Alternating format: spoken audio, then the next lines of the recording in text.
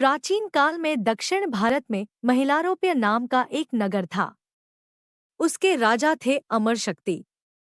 अमर शक्ति बड़े योग्य, बुद्धिमान और प्रतापी राजा थे। उनके राज्य में प्रजा बड़े सुख से रहती थी और हर वक्त राजा का गुणगान करती थी। राजा अमर शक्ति भी हर क्षण प्रजा का ख्याल रखते थे। राज्य का कोई भी व्यक्ति अपना दुख दर्द या कोई भी समस्या लेकर राजदरबार में आ सकता था। राजा अमर शक्ति सबकी बात ध्यान से सुनते और सबको न्याय दिलाते थे। इस प्रकार महिलारोप्य राज्य का धन धन्य और समृद्धि बढ़ती जाती थी। खुद राजा अमर शक्ति की कीर्ति भी तेजी से चारों दिशाओं में फैल रही थी। पर ऐसे प्रतापी राजा अमर शक्ति भी बड़े दुखी थे। उनके दुख का कारण थे उनके बेटे। राजा अमर शक्ति के 3 बेटे थे, भूशक्ति, उग्र शक्ति तथा अनंत शक्ति। पर ये तीनों ही राजकुमार एकदम मूर्ख, अविवेकी और संस्कार विहीन थे। उन्हें देखकर राजा का हृदय दुख से भर उठता था। राजा ने राजकुमारों को सब प्रकार का ज्ञान तथा शिक्षा देने की बहुत कोशिश की, पर तीनों ही राजकुमार इतने मूढ़ और आलसी थे कि वे कुछ भी ग्रहण नहीं कर पाए। इससे राजा के हृदय पर दुख का भार बढ़ता ही जाता था। एक दिन राजा अमर शक्ति ने मंत्री के आगे अपनी चिंता प्रकट की। उन्होंने कहा, मंत्री जी, मुझे अपने जीवन में हर तरह का सुख और वैभव प्राप्त हुआ, पर मेरा हृदय अंदर ही अंदर रोता है। इसका कारण है मेरे तीनों बेटे जो एकदम मूर्ख और अविवेकी हैं। ऐसे पुत्रों के होने का क्या लाभ, जो माता पिता की कीर्ति को बढ़ाने की बजाय उनकी छाती पर दुख का भार बनकर बैठे हैं। मैं यह सोचकर हर पल दुखी रहता हूँ कि मेरे ये अयोग्य बेटे क्या मेरे बाद राजकाज संभाल सकेंगे। मुझे उन पर जरा भी विश्वास नहीं है और इसलिए मैं इतना चिंतित और अशांत हूँ। पता नहीं मेरे इस दुख का कोई इलाज है भी या नहीं, या मैं यही दुख लेकर इस संसार से जाऊंगा। राजा अमर शक्ति का मंत्री बड़ा योग्य और समझदार था। राजा की बात सुनकर उसने कहा, महाराज, यह बात आपकी ठीक है कि अयोग्य संतान माता पिता के लिए दुखभार और चिंता का कारण बन जाते हैं, पर ऐसा तो नहीं कि इन राजकुमारों को उचित शिक्षा देकर योग्य न बनाया जा सके। हमारे राज्य में एक से बढ़कर एक विद्वान है। मेरा सुझाव है कि हम उन्हें दरबार में आमंत्रित करें, फिर उनसे समस्या का समाधान पूछें। वे जरूर कोई न कोई रास्ता निकालेंगे। मंत्री की इस बात से राजा अमर शक्ति को थोड़ा चैन मिला। उन्होंने अपने आप को धीरज बंधाया कि शायद इसी तरह कोई न कोई रास्ता निकल आएगा। उनके अयोग्य बेटे भी शिक्षा प्राप्त कर गुणवान, नीतिज्ञ और हर तरह से समझदार बन सकते हैं। अगले ही दिन मंत्री ने राज्य के 500 श्रेष्ठ विद्वानों को आमंत्रित किया। वे आकर अपने अपने आसनों पर विराजे। तब राजा अमर शक्ति ने उनका स्वागत करते हुए कहा, आपको एक आवश्यक कार्य के लिए मैंने कष्ट दिया है। मैं बहुत अधिक चिंता में हूँ, इसलिए कि मेरे तीनों ही बेटे अयोग्य तथा संस्कार विहीन हैं। मैं यह सोचकर दुखी रहता हूँ कि अयोग्य और गुणहीन बेटों से तो पुत्रहीन होना कहीं ज्यादा अच्छा है। आप कृपया कोई ऐसा तरीका बताएं जिससे इन अयोग्य राजकुमारों को उचित शिक्षा देकर योग्य और समझदार बनाया जा सके। अगर आप में से कोई इन राजकुमारों को शिक्षा देने का जिम्मा उठा ले तो मुझे बड़ी खुशी होगी।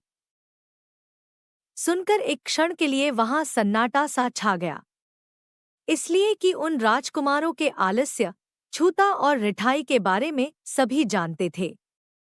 आखिर एक विद्वान आचार्य ने कुछ देर सोच विचार के बाद कहा, महाराज, इस दुनिया में असंख्य ग्रंथ हैं जिनमें ज्ञान भरा पड़ा है। उनके अध्ययन से मनुष्य का हृदय आलोकित हो उठता है, पर राजकुमारों ने अपने अविवेक और आलस्य से वह समय व्यर्थ ही गवा दिया जब उन्हें पूरी लगन और गंभीरता से शिक्षा प्राप्त करनी चाहिए थी। अब थोड़े समय में सभी ग्रंथों का अध्ययन करना तो असंभव कार्य है। इसलिए मेरा सुझाव है कि राजकुमारों को इन ग्रंथों के अध्ययन की बजाय व्यवहार ज्ञान की शिक्षा दी जाए। इससे ये संसार के लोगों के स्वभाव, व्यवहार और अपने कर्तव्य को अच्छी तरह जान लेंगे। तब इन्हें जीवन में किसी संकट का सामना नहीं करना पड़ेगा। सभा में उपस्थित सभी विद्वानों ने एक-एक करके यही बात दोहरा दी। पर किसी ने राजकुमारों को शिक्षा देने में रुचि नहीं दिखाई। इससे राजा अमरशक्ति का दुख और बढ़ गया। उन्हें लगा, अब तो ये राजकुमार जीवन भर ऐसे ही अयोग्य बने रहेंगे और महिलारोप्य राज्य का भविष्य भी अंधकारमय ही रहेगा। पर तभी उन विद्वानों के बीच से बिजली की कौंद की तरह तेजस्वी एक वयोवृद्ध विद्वान उठे। उनका नाम था विष्णु शर्मा। उन्होंने कहा, महाराज, संसार में कुछ भी असंभव नहीं है।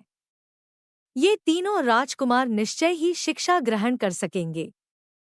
अगर आप अनुमति दें तो मैं इन्हें 6 महीने में जीवन के हर क्षेत्र में कुशल, योग्य और नीतिज्ञान में पारंगत बना दूंगा। वे शिक्षित होकर अपना कर्तव्य पालन और राजकाज चलाने में भी पूरी तरह योग्य हो जाएंगे। सुनते ही राजा ने अमरशक्ति को मानो नया जीवन मिल गया। वे भावना में बहते हुए बोले, हे आचार्य, अगर आपने तीनों राजकुमारों को शिक्षा देकर योग्य बना दिया तो मैं आपको 100 गांव उपहार में दूंगा। विष्णु शर्मा हंसे। बोले, महाराज, मैं 100 गांवों को लेकर क्या करूंगा? इस समय जो मेरी अवस्था है, उसमें मुझे किसी तरह की कोई लालसा नहीं रह गई है। पर हाँ, मैं राजकुमारों को हर प्रकार की शिक्षा देकर योग्य बनाऊंगा, क्योंकि यह मेरा कर्तव्य है। मैं इस सभा में घोषणा करता हूँ कि अगर ये राजकुमार 6 महीने में जीवन के हर क्षेत्र में योग्य, विवेकी और प्रतिभा संपन्न न हो जाए, तो आप जो भी दंड मुझे देना चाहें मुझे स्वीकार्य है। सुनकर वहां उपस्थित सभी विद्वान चकित रह गए। राजा अमरशक्ति ने विष्णु शर्मा के पास जाकर क्षमा मांगते हुए कहा, हे आचार्य, मैंने 100 गांव उपहार में देने की बात कहकर आपकी शिक्षा का मोल लगाने की धृष्टता की। इसके लिए मैं लज्जित हूँ। आप कृपया मुझे क्षमा कर दें।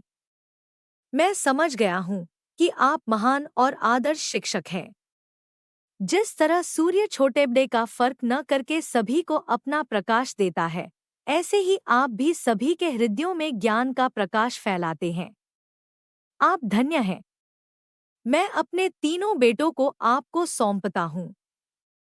आप उन्हें अपने ढंग से शिक्षित करें तो मुझे बड़ी खुशी होगी। और सचमुच विष्णु शर्मा ने अपने निराले ढंग से तीनों राजकुमारों को शिक्षा देनी शुरू की। उनका ढंग बड़ा अद्भुत था। वे राजकुमारों को भारी भरकम उपदेश देने की बजाय मजेदार कहानियां सुनाया करते थे। ये कहानियां ज्यादातर पशु पक्षियों से जुड़ी हुई बड़ी अनोखी और जानदार कहानियां थीं। राजकुमार बड़ी रुचि से इन कहानियों को सुनते थे और इन कहानियों में खो जाते थे। आचार्य विष्णु शर्मा ने इन कहानियों में चुपके चुपके ज्ञान के जो दुर्लभ मोती पिरो दिए थे, वे भी राजकुमारों के अंतःकरण को निर्मल और प्रकाशित करने लगे थे। उनका सारा आलस्य और छूता खत्म हो गई, अविवेक और उजड़ता दूर हो गई।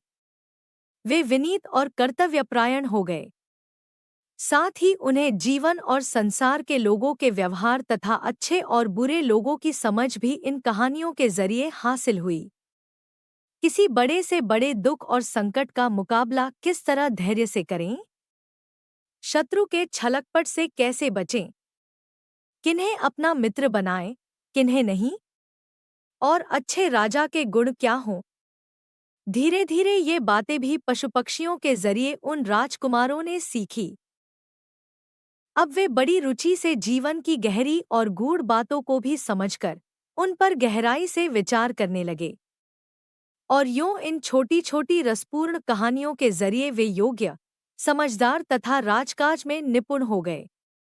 राजा अमरशक्ति और महिलारोप्य राज्य की प्रजा तो विष्णु शर्मा के इस चमत्कार से गदगद थी। आसपास के राज्यों में भी जिसने आचार्य विष्णु शर्मा के बारे में सुना, वह चकित हो उठा।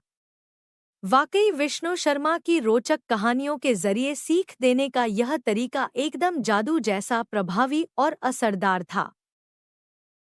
आचार्य विष्णु शर्मा ने राजकुमारों को ज्ञान देने के लिए जिन रोचक और अद्भुत कहानियों को रचा था, उनका संचयन किया गया और वही पंचतंत्र कहलाया। एक ऐसा अमर ग्रंथ जिसका रसानंद सारी दुनिया में फैला और लोग आज भी बड़े आदर से विष्णु शर्मा का नाम लेते हैं, जिन्होंने कहानियों के जरिए ज्ञान देने का अनूठा और अचूक तरीका खोज निकाला। कोई आश्चर्य नहीं कि आज सारी दुनिया इस अनोखे ग्रंथ और उसके रचयिता विष्णु शर्मा को बड़े आदर और सम्मान से याद करते हुए सिर झुकाती है। जैसे जैसे समय का रथ आगे बढ़ रहा है, पंचतंत्र की इन अनोखी कहानियों का प्रकाश भी और निखरता ही जाता है।